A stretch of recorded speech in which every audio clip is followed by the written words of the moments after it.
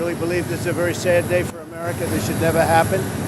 If you challenge an election, you should be able to challenge an election. I thought the election was a rigged election, a stolen election, and I should have every right to do that. As you know, you have many people that you've been watching over the years do the same thing, whether it's Hillary Clinton or Stacey Abrams or many others.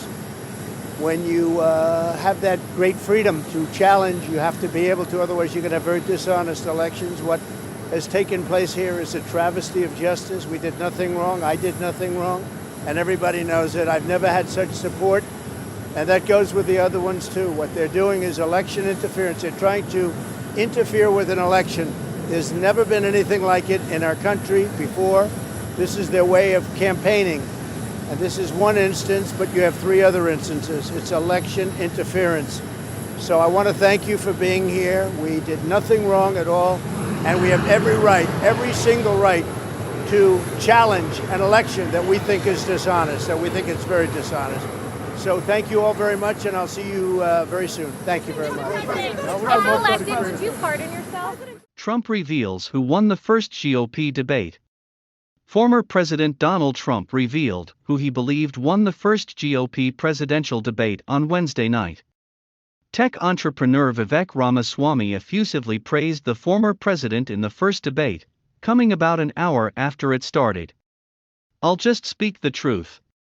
President Trump, I believe, was the best president of the 21st century," Mr. Ramaswamy said as the crowd cheered. "Your claim that Donald Trump is motivated by vengeance and grievance would be a lot more credible," he told former New Jersey Governor Chris Christie, "if your campaign were not based on vengeance and grievance against one man," referring to President Trump. On Truth Social, the former president posted a clip of Mr. Ramaswamy's comment and wrote, "This answer gave Vivek Ramaswamy a big win in the debate because of a thing called truth. Thank you, Vivek."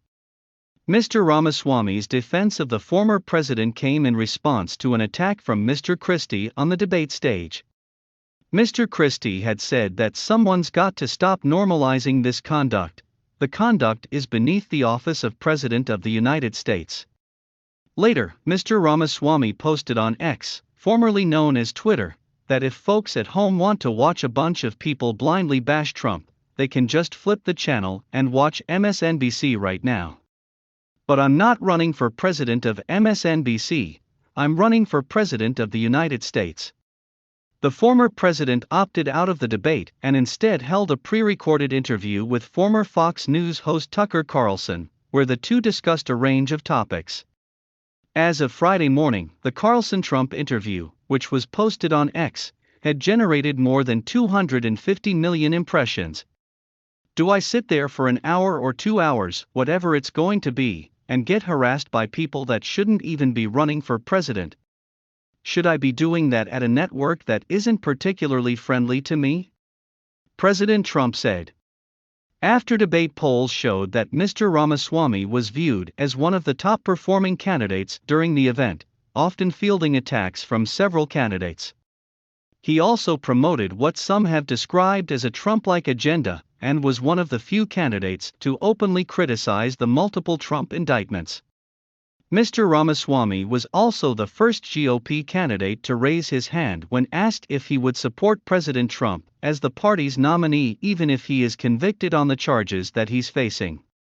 Ultimately, all of the candidates except for former Arkansas Governor Asa Hutchinson raised their hands. "Join me in making a commitment that one day you would pardon Donald Trump," Mr. Ramaswamy told former Vice President Mike Pence at one point. It appeared that in President Trump's absence, several of the candidates appeared to go after him, and he spent a significant amount of time in the spotlight. At one point, he called the other candidates super PAC puppets and claimed that he was the only one on the stage that isn't bought and paid for.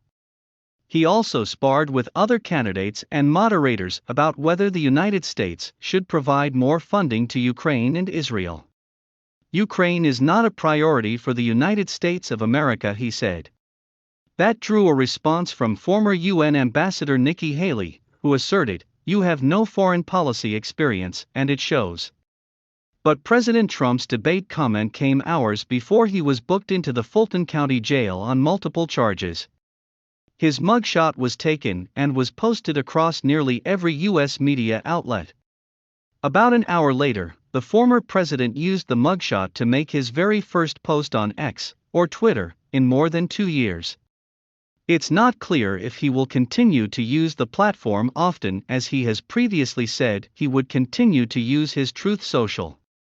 President Trump has 86.6 million followers on what is now known as X, dwarfing his rivals in the 2024 race. He returned to Facebook in March, posting, "I'm back," weeks after his personal account there was reactivated. President Trump was released on $200,000 bond and headed back to the airport for his return flight home to New Jersey, flashing a thumbs up through the window of his sport utility vehicle as his motorcade left.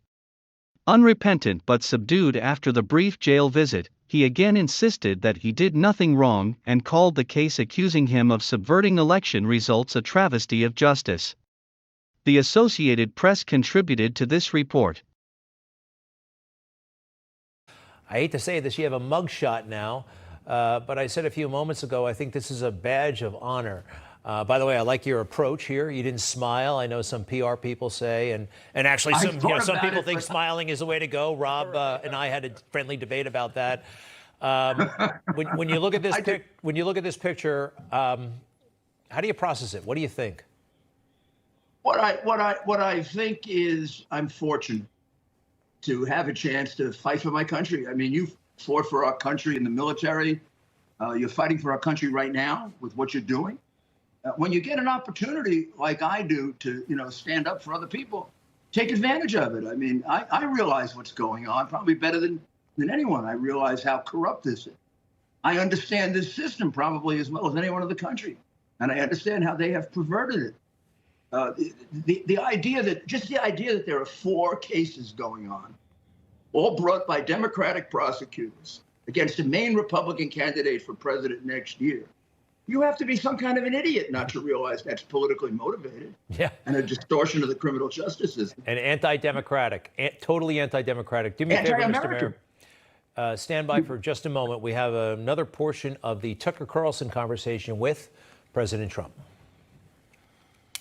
If somebody else got in, other than me, they'll go at him just as viciously as they did me. These people are sick. They will go after them. And a lot of people say they won't be able to hold up. I do get credit for holding up quite well, I must tell you. I think it's... How do you do that? How do you get indicted, every week and stay cheerful? It's... I think it's a lot easier because I'm so high in the polls, because it means the people get it.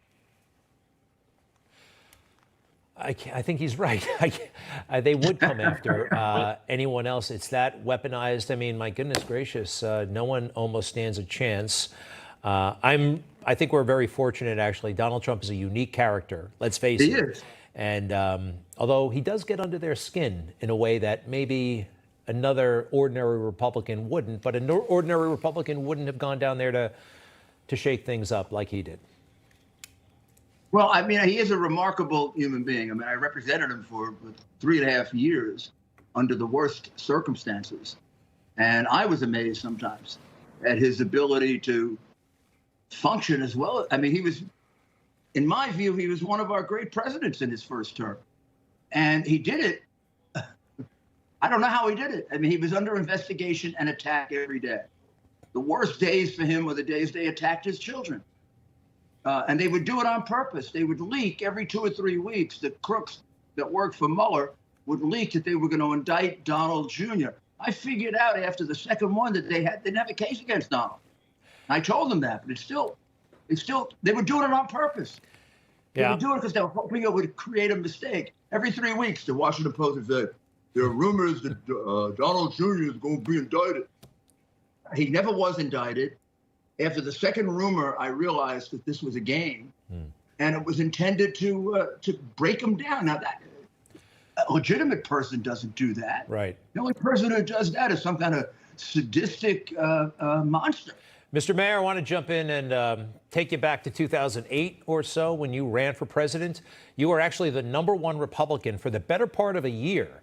Do you remember the first debate? And this is they're trying to make a big deal out of it. I have a feeling the first debate of a primary season isn't necessarily all that decisive. What are your thoughts on what's happening tonight? And do you remember your first Republican primary I sure presidential do. Chris debate? Matthews tried to take me out.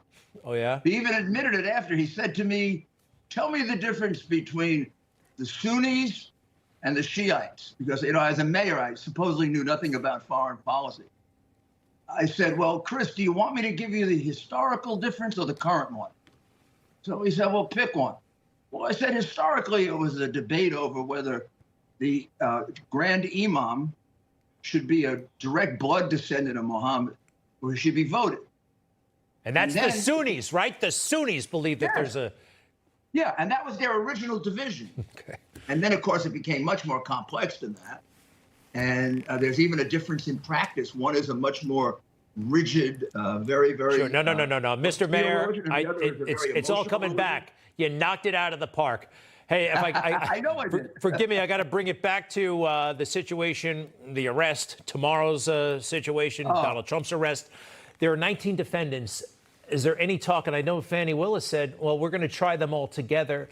Is there any, are you going to work as a team, all the defendants, join forces here, at least some of you, same lawyers, maybe same expenses, shared expenses? Anything you can tell us along those lines? It has to. First, we have to see whether it stays with her. I am pretty certain, Greg, that it's going to be removed. I'll file my petition next week or the week after. The 3 have been filed already. I've talked to the president this morning, but we're not supposed to talk about the case. Have to do it through his lawyers. I'm pretty certain, though, he will move to remove it. And so I think we'll be in federal court, which will make a very big difference. And I think we'll have a much better chance at a motion to dismiss, which we can all join in, of course. We would all join in a motion to dismiss. It's really the same infirmity for all of us. I mean, in different ways. He's being prosecuted violation of his First Amendment right to advocate for office. And I'm being prosecuted to exercising under the Sixth Amendment right to defend my counsel, my client. Remember what I said, Mr. Mayor. One day you're going to get the Presidential Medal of Freedom, and I want to be at that ceremony. Mr. Mayor, well, thank you. Thank you very much. God bless you. To be continued. I'm very honored to receive the endorsement of your great governor, Big Mike D. That's what he is, Big Mike D. of the great state of Alaska. During my first term, I worked with the governor very closely to ensure Alaska could take advantage of every opportunity to explore and develop its tremendous resources, to maximize its potential to create jobs and bring wealth and health and opportunity to Alaska. We did more for Alaska than any administration by far in history. We opened ANWR for energy development, worked on reopening Tongass National Forest, and as a multi-phase working forest, it's something really special. Signed a presidential permit for a future railroad from Alaska through Canada, and got all of the permits needed for the Alaska Gas Line project. During my second term, we will continue the fight for Alaska like never before. We will ensure the gas line project gets built to provide affordable energy to Alaska and allies all over the world. We will maximize Alaska's mining potential, and we will ensure Alaska gets even more defense investment as we fully rebuild our military, especially as Russia and China are making menacing moves in the Pacific. Thank you to everyone in Alaska, and thank you to your great governor. We're going to work together just like we have in the past. It was a very special relationship, Mike. Thank you very much. I look forward to a long and enduring future relationship. Thank you.